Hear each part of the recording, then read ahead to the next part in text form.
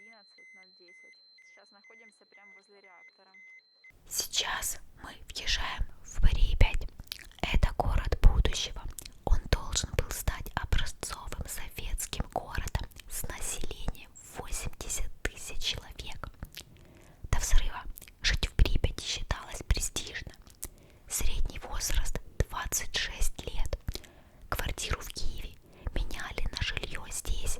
Строили даже двухэтажные квартиры. Здесь было все: инфраструктура, речной вокзал, дом культуры, кинотеатр, бассейн, современные парки с аттракционами, которые мы скоро увидим. А в той стороне находится Рыжий лес. В апреле 86-го деревья выступили щитом от радиоактивного облака. Деревья окрасились в буро-красный цвет в течение 30 минут после взрыва и погибли. Лес был снесен бульдозерами и захоронен. И до сих пор здесь огромный радиационный фон.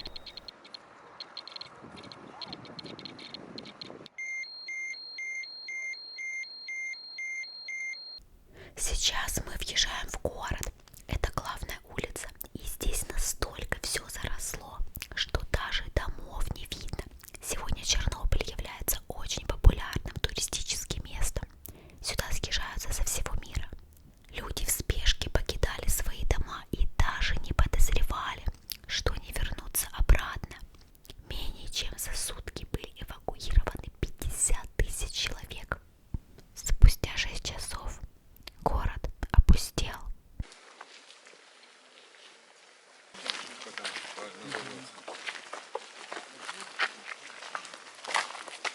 Перед вами кафе «Припять». Это одно из известных мест, находится на набережной. Это было самое популярное место, молодежное, с террасой на воде. Сейчас от кафе практически ничего не осталось, но вот так оно выглядело немного раньше, пока его не разгромили окончательно. Это был основной зал кафе. Здесь огромные панорамные окна. Даже в наше время это редкость. Мох радиоактивный, и к нему нельзя прикасаться. Здесь высокий уровень радиации. Вот именно в таком небольшом лесу. Я думаю, вы там возле мха.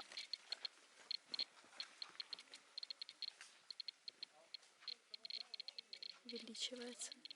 Чем ближе подношу, тем она больше увеличивается.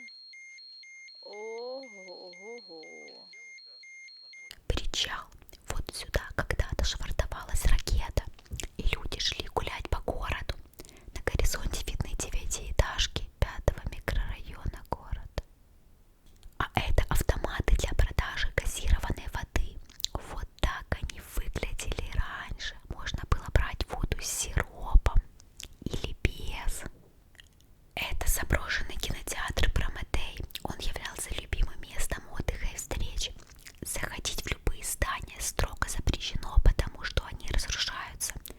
Смотрите, сохранилась даже афиша.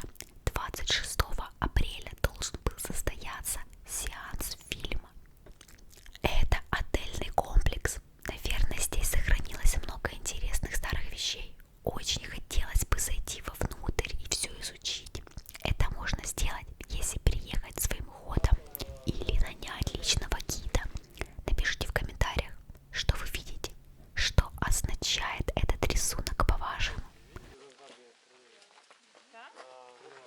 Один раз в году закрывается вся зона для посещения, заезжает сюда Нацгвардия, проводит учения с применением боевого оружия. Собственно говоря, что... Это заброшенный дворец культуры «Энергетик». В нем располагались секция бокса, кинозал, ЗАГС, спортзал, бассейн. Вот такие рисунки можно увидеть на стенах в Припяти. Заходить в здание не разрешают, но мы посмотрим через окно. Несмотря на то, что город разграбили, здесь сохранилось много любопытных, интересных вещей. Я поэтому...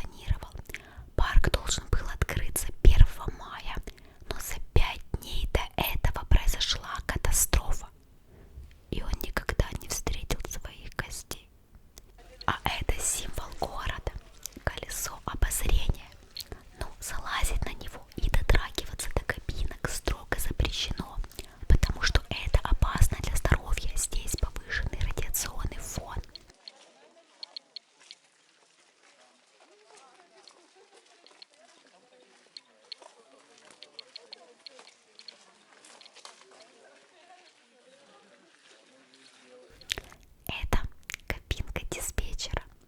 Здесь уже, конечно, все разграблено. Остался только один стул. И мы лишь можем представить, как бы это все было, как бы все работало, как бы тут веселились люди, если бы не случилась катастрофа.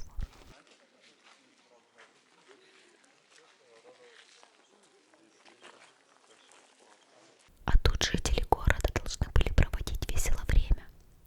На то время парк аттракционов был очень современным.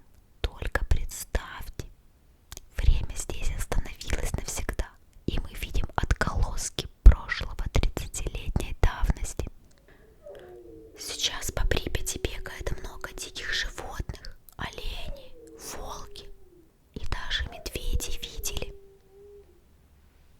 Одно из интересных мест – это двухэтажный универмаг. Он находится в центре Припяти. На первом этаже был продуктовый отдел, а на втором вверх по лестнице мебельный. Для того времени это был современный супермаркет с тележками и отделами самообслуживания. Новинка для города Припяти. У нас такие супермаркеты появились только спустя 15 лет. Вы можете видеть здесь много мебели, диваны, люстры.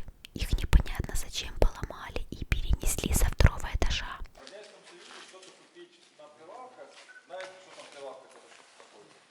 Не факт, что вам это надо. Это вот типа муляж, это там для своих, это там не продается. Возле этого железного люка радиационный фон превышен в 15 раз. Дотрагиваться строго запрещено. Это магазин «Радуга». И здесь сохранилась желтая телефонная будка. А в этой реке живут большие сомы. Здесь живут сотрудники, которые обслуживают станцию.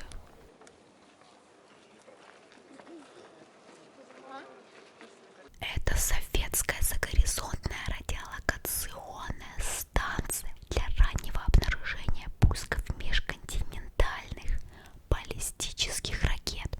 Это был секретный объект, и в США даже думали, что это приспособление для контроля сознания человечества. Зомбирующее устройство. Никто не знал, что это такое. Высота антенн 150 метров, а длина 230. За характерный звук в эфире получила название «Русский дятел».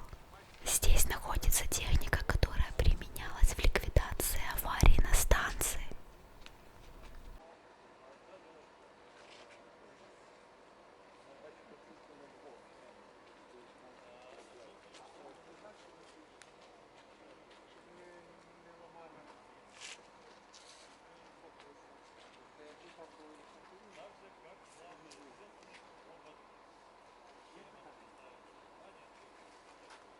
Нет такого места на Земле, где бы не оставило свой след радиоактивное облако, зараженное Чернобыльской катастрофой. Оно облетело весь мир. Вот такая вот экскурсия